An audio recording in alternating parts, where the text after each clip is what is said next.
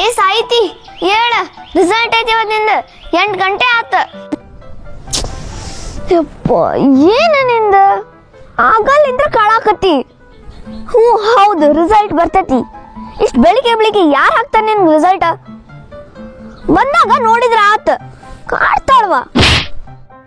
ಏ ರಿಸಲ್ಟ್ ನೋಡಕ್ ಸ್ಕೂಲಿಗೆ ಹೋಗಿಲ್ಲ ನೀನು?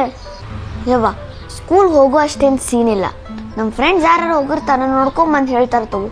ನನಗೆ ಯಾಕದ ಅಂದ್ರ ಪಪ್ಪ ಮಾರ್ಕೆಟಿಗೆ ಹೋಗಿದ್ರ. ರಿಸಲ್ಟ್ ಚಲೋ ಆಗಿದ್ರ ಸ್ವೀಟ್ಸ್ ತರಾಕ ಕೇಳಿದೆ. ಯವ್ವ ನನ್ನ ರಿಸಲ್ಟ್ ನನಗೆ ಗೊತ್ತೈತಿ.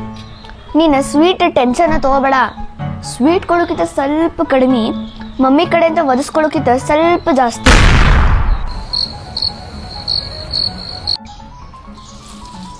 ಅಂದಂಗ ನೀ ರಿಸಲ್ಟ್ ನೋಡಿದೇನ್ ಮಾಡಿದಿ? ಓಕೆಯೋ ಇಲ್ಲೋ?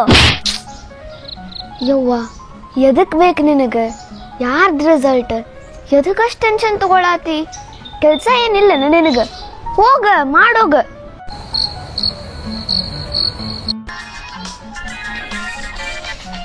ಯಾರ ಫ್ರೆಂಡ್ಸ್ ಹೋಗ್ಯಾರ ನೋಡು, ಅವ್ರ ಕಡೆಯಿಂದ ರಿಸಲ್ಟ್ ಕೇಳ.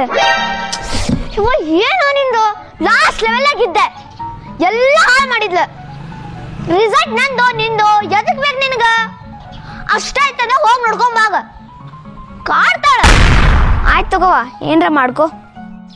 ಬೆಳಿಗ್ಗೆ ಅಂದ್ರೆ ರಿಸಲ್ಟ್ ಅಂತ ಎದಕ್ಕೆ ಹೋಗ್ಕೊಳತ್ತಾಳ ಗೊತ್ತೇನ್ರಿ ನಿಮ್ಗೆ? ನಂದು ರಿಸಲ್ಟೇ ಚಲೋ ಆಗಿರಂಗಿಲ್ಲ, ಅದು ನನಗೂ ಗೊತ್ತು. ಅದನ್ನ ಹೋಗಿ ಪಪ್ಪ ಮಮ್ಮಿ ಮುಂದೆ ಹೇಳಾಕಿ, ಹೇಳಿ ತಾ ಬಿಲ್ಡಪ್ ತಗೊಳಕಿ. ನಾ ಇಲ್ಲ ಇದಕ್ಕೆಲ್ಲ ತಲೆ ಕೆಡ್ಸ್ಕೊಳಂಗಿಲ್ಪ. ಏ ತಗೋ, ನಿನ್ನ ರಿಸಲ್ಟ್ ಬಂದೈತಿ. ನಾನು ನಿಮ್ಮ ಫ್ರೆಂಡ್ಸಿಗೆ ಫೋನ್ ಹಚ್ಚಿ ಬಿಡಂತಂದೆ. 99% ಮಾಡಿ ಕ್ಲಾಸಿಗೆ ಟಾಪರ್. ಹೌದಾ? ಏ ತೋರಿಸಿಲ್ಲ?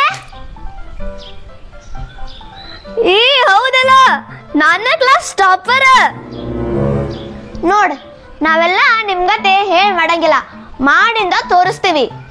ಹಾ ಹೋಗಿ ಹೇಳಕ್ ಪಪ್ಪ ಮಮ್ಮಿ ಮುಂದೆ ತರಸ ಸ್ವೀಟ್. ಯಪ್ಪ ಈ ರಿಸಲ್ಟ್ ವ್ಯಾಲ್ಯೂಯೇಷನ್ ಮಾಡಿದವರು ಮಾತ್ರ ದೇವ್ರ ಮನುಷ್ಯಪ್ಪ. ಅವ ಹೆಂಗಾರ ಯಾ ಧೈರ್ಯ ಮೇಲೆ ಮಾರ್ಕ್ಸ್ ಕೊಟ್ಟಾನೋ ಗೊತ್ತಿಲ್ಲ ನನಗೆ. ಯಾಕೋ 69 ಇದ್ದಿದ್ದು 99 ಆಗೈತೆ ಅನ್ಸತೈತಿ. ಆದ್ರೆ ನಮ್ಗೇನ ಬಿಲ್ಡಪ್ ತೋರ್ಸುದ್ರೆ ಚಾಲು. ಇನ್ನ